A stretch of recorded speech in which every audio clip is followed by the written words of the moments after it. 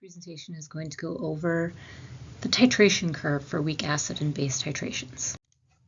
So we're essentially going to be reviewing the features of a weak acid base titration because we already talked about it when we compared it to the strong acid, strong base titration. All right, so what are these features? Well, at the start of the titration, before you put in any acid or base titrant, the pH will be lower for a weak base than it would be for a strong base at equivalent molarity, and the weak acid pH will be higher than for a strong acid at a similar molarity.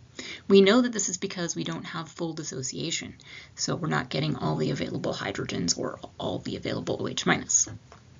As we start titrating, we notice that there is a short region where the pH rises rapidly, which gives way to a more moderate slope. So for this one, it's right here, and for this one, it's right there. So what is going on there?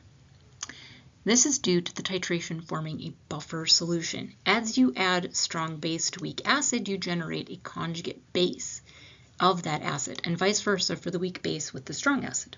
Since a buffer is a mix of acid and base conjugate, when one is at least 10% of the other, the slope becomes more shallow as the solution becomes a buffer.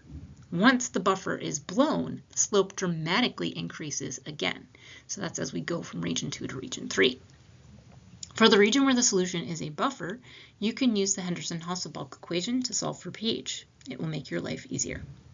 When you reach the half equivalence point, or the midpoint, that Henderson-Hasselbalch equation reduces to pH equals pKa. This is because at that point, the acid concentration is equal to the anion concentration. That means that you're taking the log of 1, which is equal to 0, so pH equals pKa. At the equivalence point, the slope is the highest that it will be for the entire curve.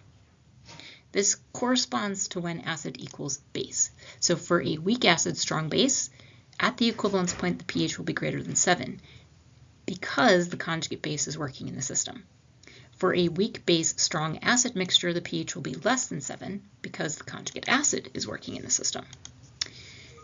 From the equivalence point onward, your pH becomes asymptotic with the titrant plus the titrant plus the titrant base contribution.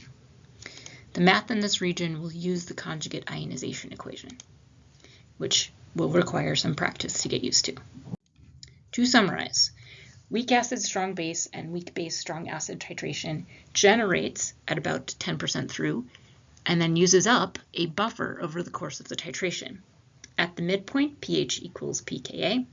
That can also be called the half equivalence point. And finally, at the equivalence point, the pH will not be 7. For a weak acid, it will be greater than 7. For a weak base, it will be less than 7.